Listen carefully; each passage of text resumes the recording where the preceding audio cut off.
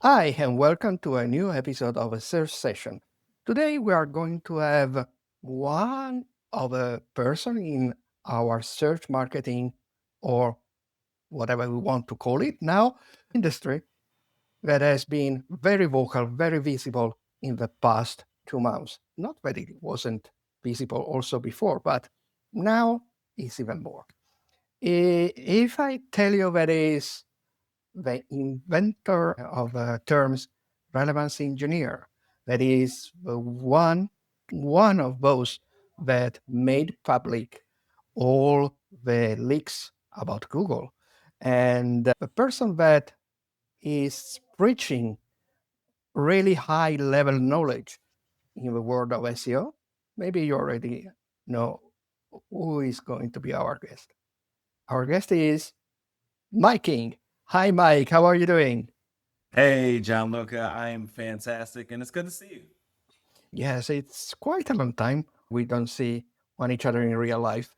And so, a question that I ask to all my guests: how SEO, between brackets, is treating you lately?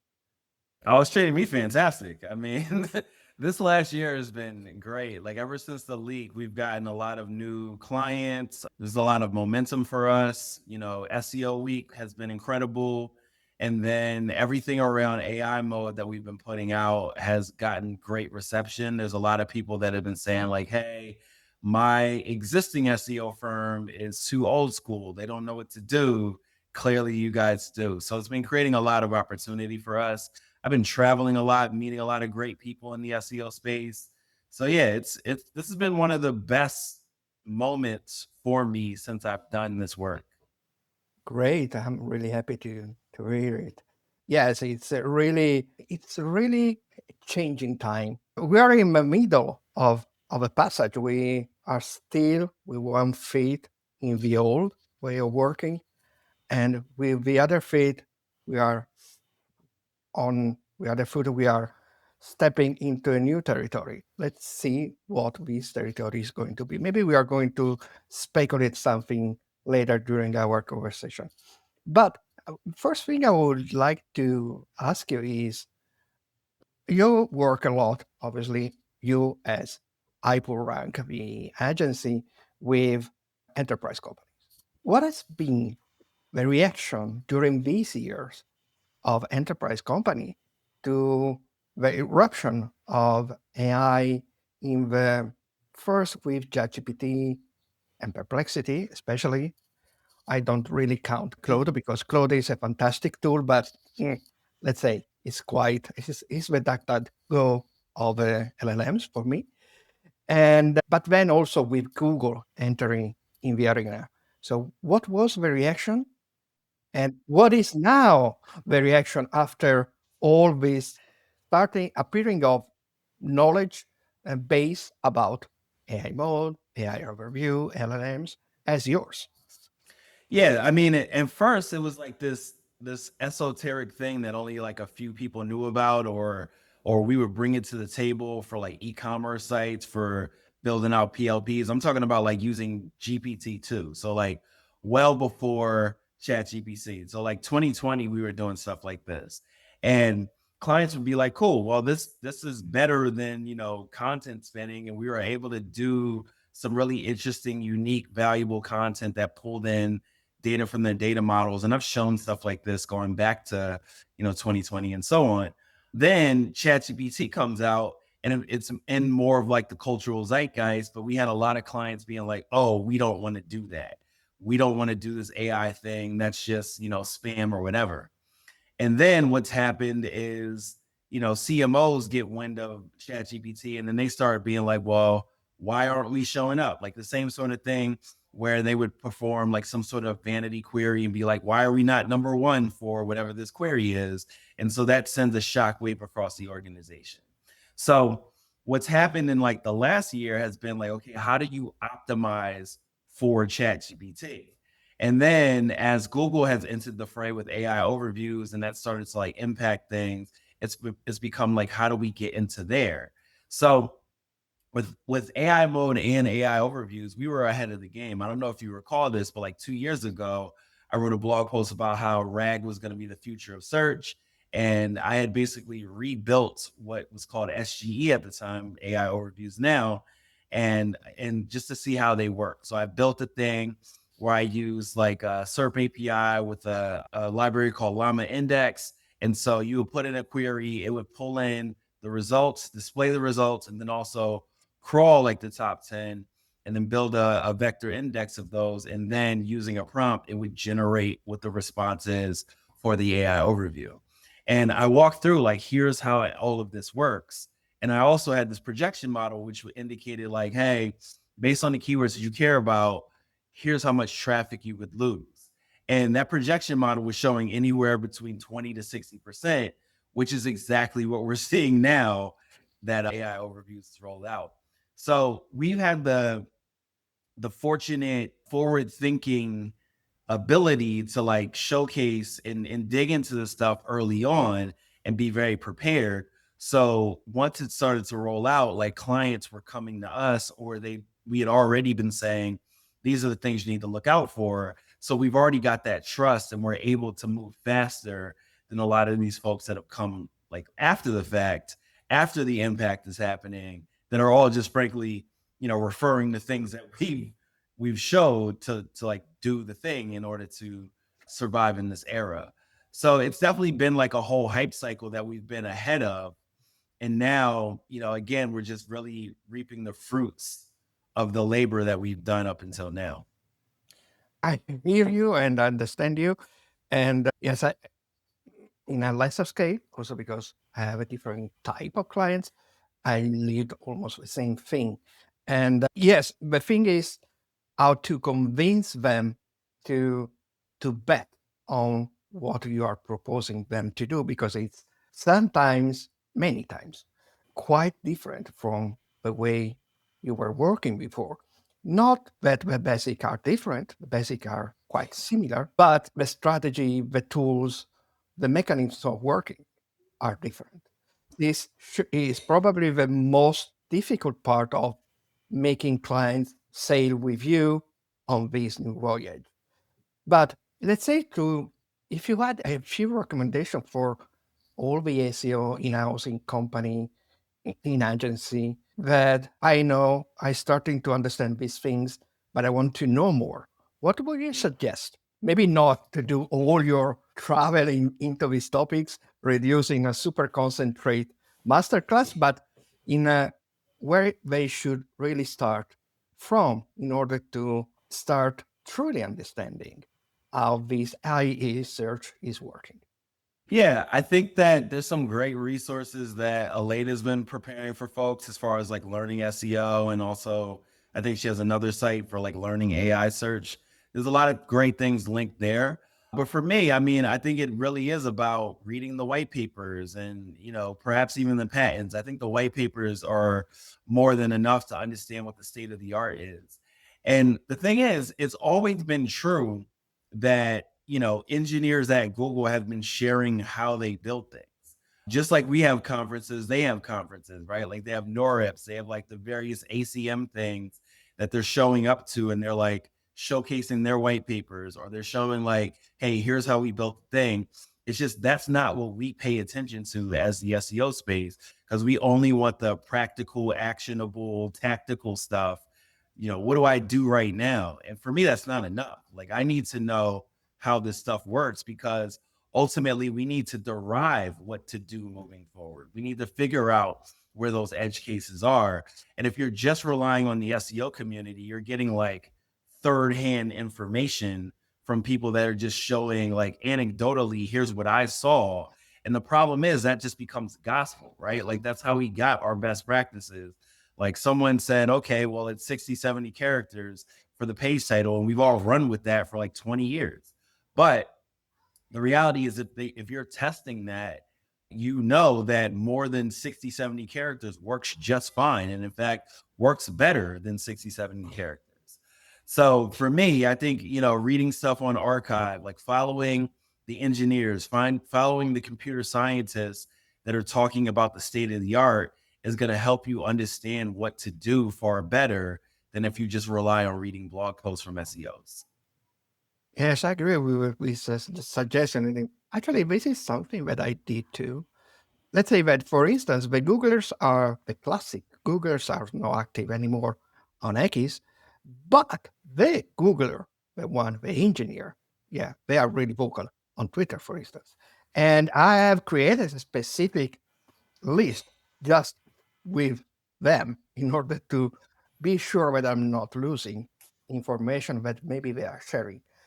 Sometimes I don't understand it completely because I totally honest. Sometimes this kind of information is above my knowledge, but I insist and put myself in the student clothes and try to understand them. Because I agree, if you are, like, using a metaphor, if you are, we are like the mechanics, and we need to know how the engine works in order to to make our fixes on the engine. Yeah, but what I would say at this point is that we're more than just the mechanics, right? I think we are actually having to build cars in this case because there is not enough tooling to support what it is that we need to do for these modern surfaces in generative AI. So like, I don't know how anyone is optimizing for these things without building their own sort of tools and like Colab or just standard Python or whatever. Because as an example, passage indexing requires that we optimize on a passage level. There is nothing for that. There is no SEO tool that does that for you. There are only tools that allow you to optimize on the full page level. So I think at this point, it's really more about us being engineers rather than just mechanics. Yes, and from here you derive your definition of this new kind of working, which is relevance engineering. Mhm. Engineering is everything we have just said, and relevance is because, obviously, as you also said in your recent talks at SMX or in your guides on iPullRank and also in a search engine land about how AI mode works and also AI overview works, we must be relevant for all the potential use our chunks can have for an LLM. Mhm. So it's really about this. Obviously, it's a little verbose as a definition, but it's a good definition for me. It's not more verbose than search engine optimization. Well, that's also, why. also, search engine optimization as a term never made sense. We weren't optimizing search Oh, engines. I totally agree with. I totally agree with you with that. I mean, I never worked to make Google better from inside. And let's talk about. Well, I want to, before the other question. I have, okay. You're coming from studying the patterns, studying the white papers. Maybe because I have a different kind of background, which is really related to study linguistic, not immediately related to computer science, but so linguistics, semiotics, semantics, etc., I can recognize where they want to go. Mhm. So I usually, what I do, using tools like Kuforia, for instance, that you have created for in an HyperRank, which is fantastic, and or the Query Fan Out simulator by our common friend at WordLift. I know the perspective, what they want to achieve. So I go from the other sense. So I really strongly do a very in-depth audience analysis in order to understand what are the potential needs, the potential even emotional triggers that can originate a starting point for a search journey. And from there, okay, let's go down to a content level, to even a passage level. So I tend to go, it's for the same reason that I never work with million keywords in a keyword research, because for me it was crazy. Mhm. And I started more from an entity and going down to the keywords that really matter. And going to the specific of Google and AI mode, and I overview. It's clear now, I think, to many that there is the query find out, that query find out creates a corpus of documents that are used in order to where to retrieve somehow the passages, the chunks that are going to be reformulated to create a synthetic answer. But Mhm. one thing that really interested me in your analysis of the white papers and patents is a passage that not many are talking about, and it was clear. And if I don't know if you remember one screenshot that appeared once a few months ago, where in AI there was in a search there was a long list of filters, and all these filters were specific to something, to a specific type of search. So, but there is a moment, let's call it a pre-ranking moment, even if it's not correct at all, where Google have in, decide to use a specific model for the specific type of answer he Mhm. understood it has to give. So, can you explain a little better this passage of how AI mode and AI overview in especially AI mode works? Because I think that not really many people pay attention to this step. Yeah. So, I mean, there's a lot of overlap between how AIOs and AI mode work, but the whole idea is that, you take the user's query and then you extrapolate from it with a series of synthetic queries. For AIOs, it could be a handful, whereas for, AI mode, it could be dozens. And in AI mode, you see how many searches it does and how many documents that it pulls. And then from there, they're pulling a series of what I'm calling candidate passages from all those documents, and then they're feeding those to a series of language models, one to figure out like what sort of structure does this response need to have, like does it need to show videos, does it need to show imagery, how does it need to be lined up. It's this idea of this like bespoke UI based on what the user's needs are, and then all those passages are compared against each other to figure out which one should actually be used here, like which is better, and then it's fed to a series of language models to then generate the response, and then that response is shown to the user. But before that response is shown, things may also be filtered based on that user's personal context, which can come from anywhere in the Google ecosystem. But what they've explicitly talked about is that they would leverage, information from your Gmail. But within those synthetic queries as well, there's 9 different types, and one of those types can include recent queries. Some can be inferred. Some can be, based on entity expansion, so on and so forth. And so where we need to play as SEOs is one, understanding what are all those queries, and then how do we rank for those queries. And then you gotta have to have like an omni media content plan. And what I mean by that is like you got to treat this more like a reputation management campaign where you want to have as much coverage for as many of these keywords as possible so that you have as many candidate passages as possible. Because the reasoning chains in here is where things become far more probabilistic, in that you don't know what the language model is going to decide based on all these different factors. Even though you have like the best ranking passage for this idea, there may be 10, 20 other passages that are just as good or may be selected for any number of reasons in those reasoning chains. So for you, the idea is like it's just like in a raffle, right? Like you want to buy as many tickets as possible so that you have the best opportunity to win. And in this case, it's like you want to have the best opportunity to be cited in this response, because ultimately the goal here is one, visibility, and then two, a link. Visibility being the bigger thing, because these channels are becoming more brand awareness channels than performance channels. But in that off chance that the user is ready to click through, you want to also be that option as well. Yeah, yeah. And when you were talking, I was thinking about one of the classic issue that were tormenting us SEO in the past, which keyword cannibalization. In this context, keyword cannibalization is not a problem. It Yeah, even it's a can good be thing. an advantage because Exactly.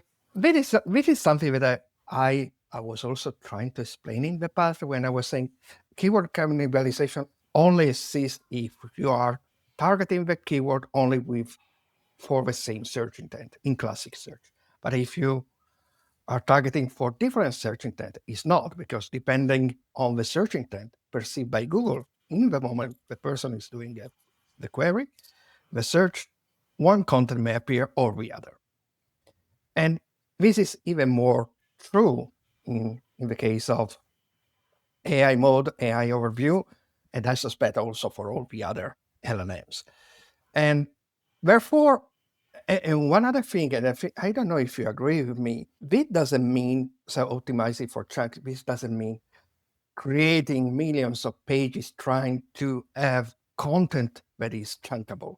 Sometimes, from what I'm seeing, experimenting with my clients, is just adding an FAQ in a product page. So really reconsidering also how content is produced, not we must create more blog posts or we must create more landing pages and so on.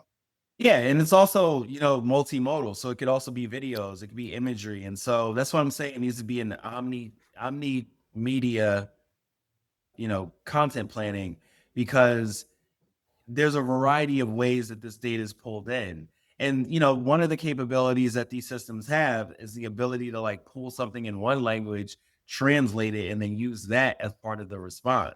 So there's a lot of things that we can consider here rather than like what are we doing on a single page. Yes, the thing of translation was something, as an international SEO, is something that touched me really deeply. And I talked about this with Cindy, and also because when AI overview started to be visible in Spain, here in Spain or in Italy, I started to see immediately that Google in AI overview was translating the content in English Mhm. into Spanish or Italian.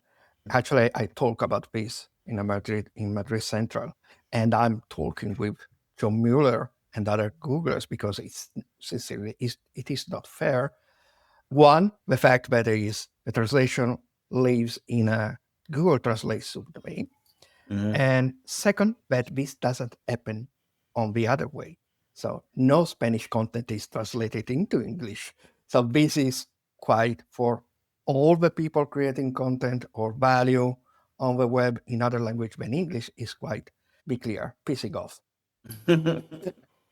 And Yeah, I mean, a lot of what Google is doing right now is not fair. It's changing, you know, a lot of businesses. Like if you are a publisher, it's a wrap for you. Like I don't really know what to say aside from, diversify your channels, build your newsletters, reconsider or renegotiate deals with, your advertisers and all that, because they are eroding the traffic. And for working with publishers, typically you have two tactics. You're like, okay, what do we do for the ephemeral stuff that's going to perform in like Discover and like core Google News? And then we build a lot of like evergreen content to kind of, get rid of the variance in the traffic that you're getting on a regular basis.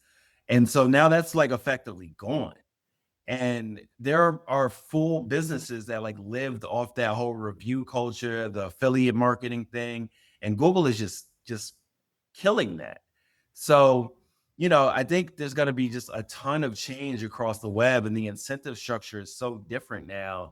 And there's going to be less value in paying people for doing amazing content.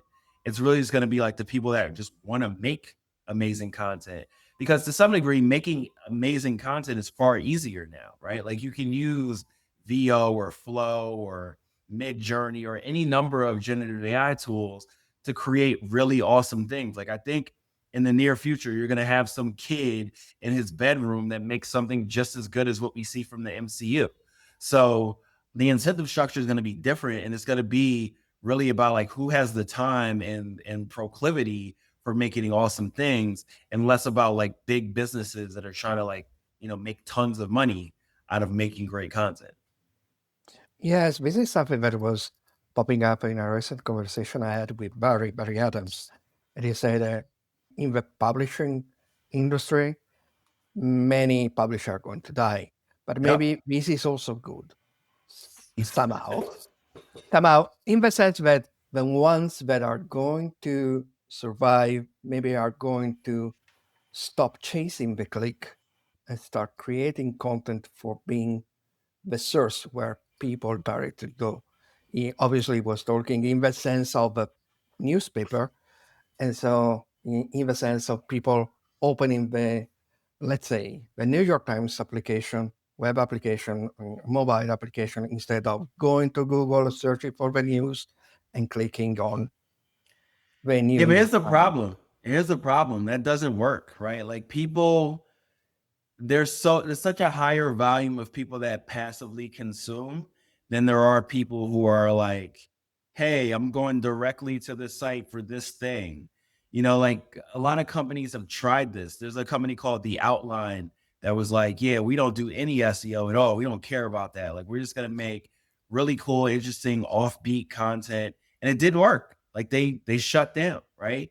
So the model, we need a new model to support that level of journalism. Like the model that we currently have is not going to support it. And that model was heavily driven on the idea of there being a ton of, demand that you can capture passively through search engines. So until there's a new model, like I don't know what the future of that sort of like content creation is going to be, unless it's like, subscribers. But even that, like again, it's not passive. It's not like, it's why Neva didn't work. No one wants to subscribe to a search engine. The only thing they want to subscribe to is like OnlyFans, right? Like they don't want to have to pay for things that they expect to be free. Yes, I totally hear you. Well, let's see what the future can be. It's really complicated for the publishing industry, Mhm. but let's return to the concept of brand visibility. So the search engines, I don't know even if we can call it anymore search results pages, but let's say the search engines are really shifting from click centric to awareness centric. But I think that awareness for awareness is just noise. I mean, even if we know that, okay, somehow Google anonymize your presence on the synthetic answer, even if sometimes, for instance, in AI overview is improving the quantity of blue links in AI overview. Mhm. But let's say using the same metaphor of a billboard that you use in your presentation and articles, how could our visibility being memorable? Because I think that is the real purpose, being memorable so that people can remind you and start searching directly your brand. And so entering into the hyper personalized Chrome history.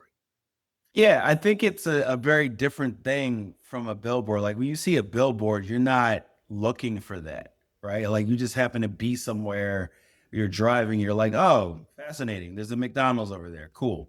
Like, but even that is like you now remember there's a McDonald's near exit 17 when you're driving. Like that's what that does. But it's also different when you are explicitly looking for a thing and then you see a brand mentioned with that thing. I'm going to assume, I haven't done any analysis to prove this, but I'm going to assume that your recall of that brand is going to be much higher when you're actively looking for a thing.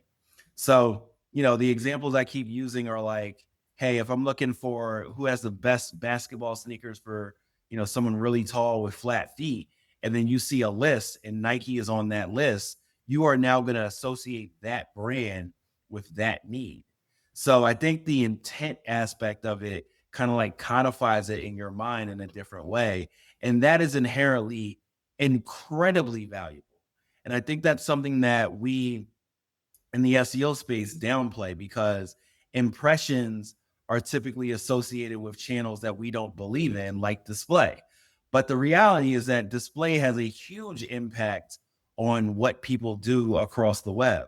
Display helps create search demand, right? It also, again, creates these like brand associations. So, despite the fact that we all hate YouTube ads, if there's a very well targeted YouTube ad around the thing that you search for on YouTube, you will then think of that thing in association with whatever it is that you searched.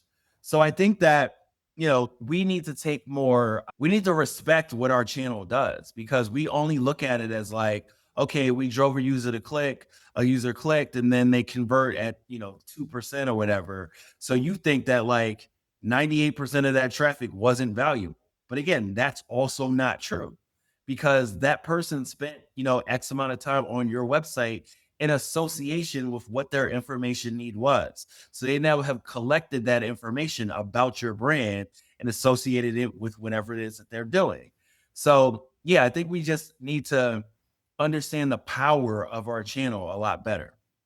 When you were talking about display ads, I reminded the time when I was also doing some link building, something that thankfully I don't do anymore.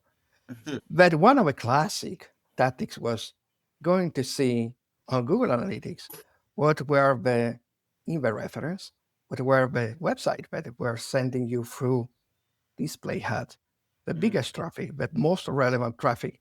So to contact them in order to do also link building with them. Because you know that people were there and seeing you probably usually were coming to you also as a traffic.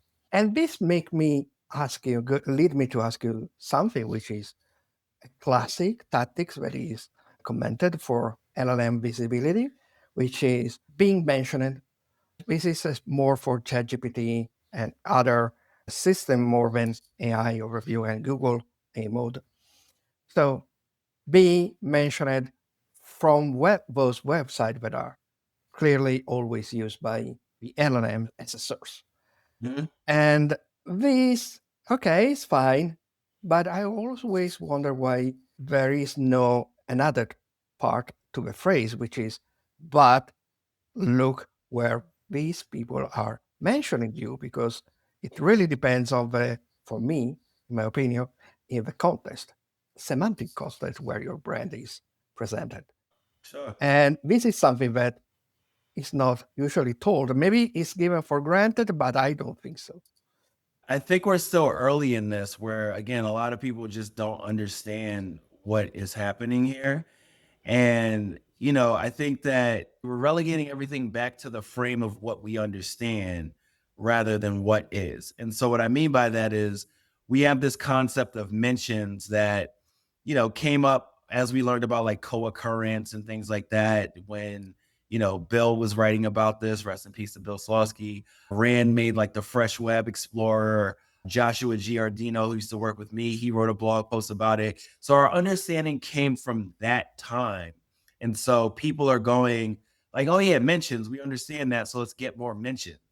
But it's not necessarily just about the mentions themselves. It's about the context of where those mentions happen. It's within those passages. What else is being said? It's not enough just for your brand to be mentioned across the web. It's got to be mentioned in the context that makes sense for whatever that query was. So again, this is more about the omni media content planning, and that you want to be in a variety of places with that message. So it could be, other own media channels, like, you have microsites and things like that. You're writing on Medium, you're, involved in all these different communities like Reddit and LinkedIn posts and things like that. It can also be your PR mentions and things like that. But again, they have to be relevant to whatever is being discussed. It's not just enough for your brand to have like 500 million mentions and someone else. They've got to be relevant mentions or they don't even matter. Totally right, totally right. So let's try to speculate a little bit because we know, because I mean, it was said by Sundar Pichai that AI mode, you, their idea is to move AI mode to classic search. So Sure. let's say imagine that as I did in a very long sci-fi post. Let's try to imagine how could be this search, because in my article I was speculating. Okay, so Google already has all these features, and Mhm. we know that A mode is, as Cindy Crum says, multitasking. So now it's just giving us an aperitif like the image or eventually a video.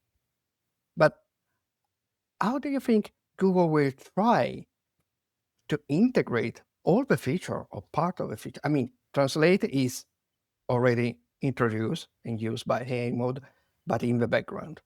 But let's say People also ask, let's say, related searches, people also search for, or the same news, top news, or other features like discussion and forum. How all these elements could be used in order to. Do you remember the video that Google, even in the past Google I/O, not 2025, 2024, it was presenting us with this AI overview where people could specify and go deeper inside the answer, not Mhm. just as a follow-up question. For when we were searching for a specific recipe and filtering for I'm vegetarian, something like this. I think they want to do that. So how do you think that Google will slowly but steadily go in that direction? Yeah, I think it's exactly what you just described. It's not going to be a wholesale like lift and shift. It's going to be different components added to classic search. And I think it may be like you start to see things like the audio overviews. I think there's going to be, different components that allow you to interact with the content in whatever way that you want. I think it may be, you can talk to a page from Google rather than going directly to that page.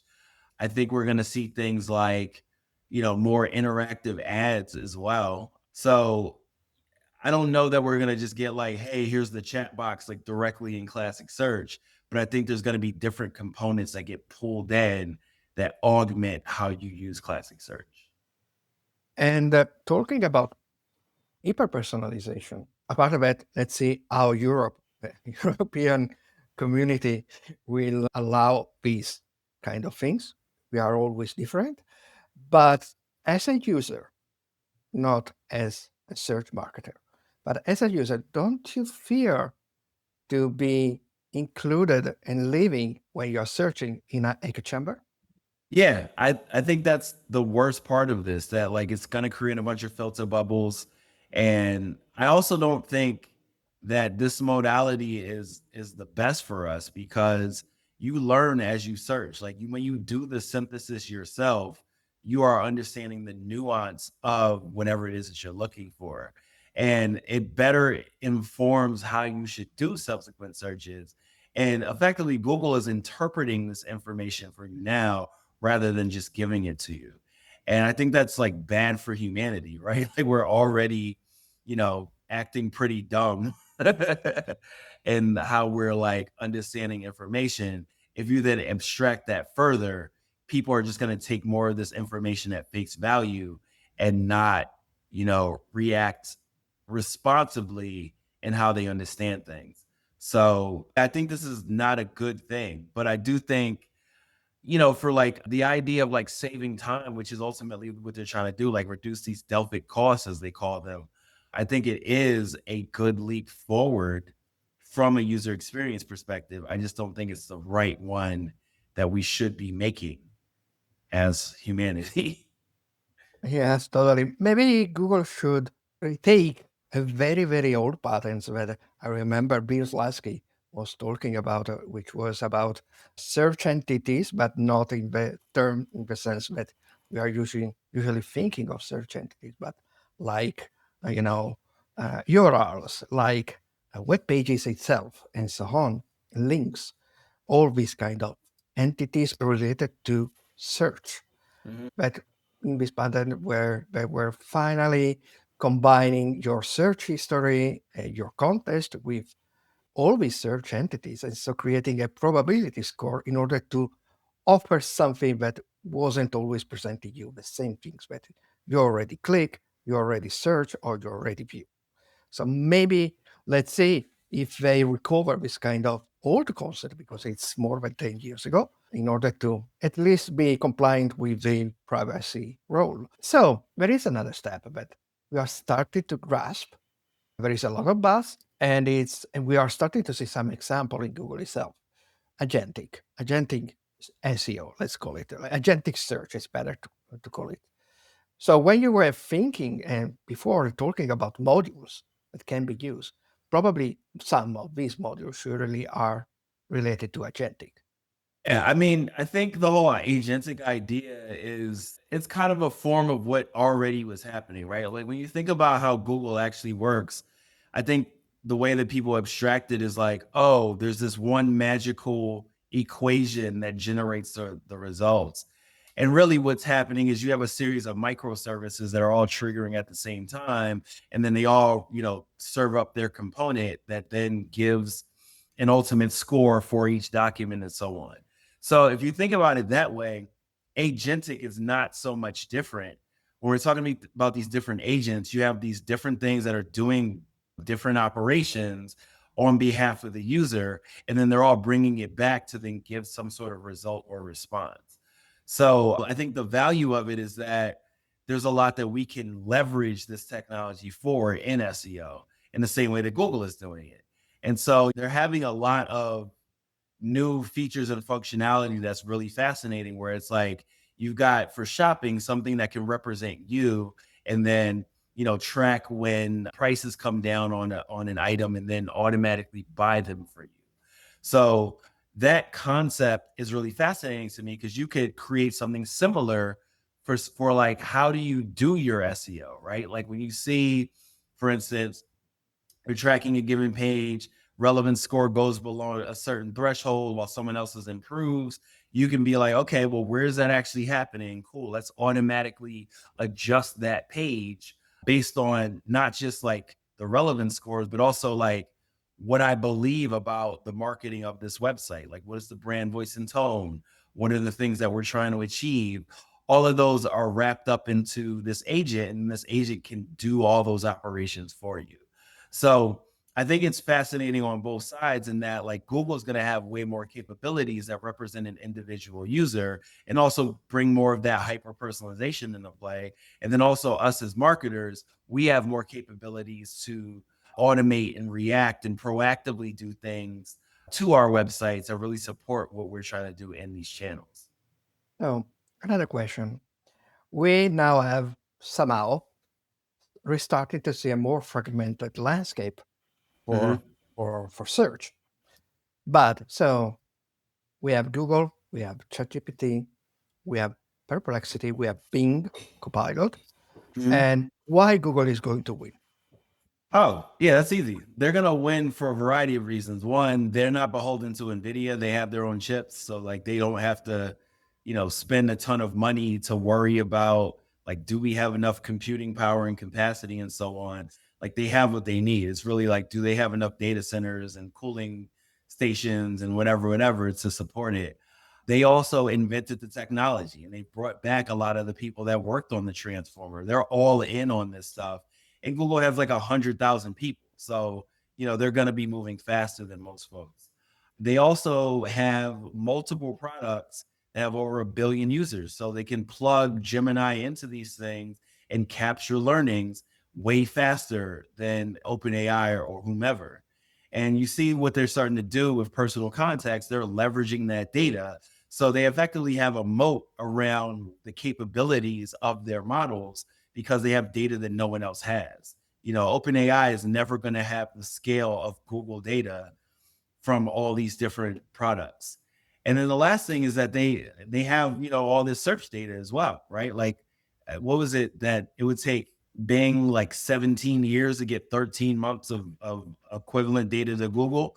So they're going to have so much data to further refine all these models as well. The only way Google loses is if they get broken up by our government. And our government's trying it, right? Like if they lose all this data from Chrome, that could be, a hit to them as far as like their ability to refine things.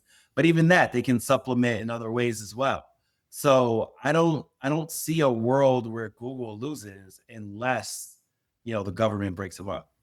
And last question. In this new AI search landscape, how can we really measure things? Because let's see, it was relatively easy, even if we had been not provided for many years, we were quite able to demonstrate the value of our work. Now, so what are the metrics you recommend to look after?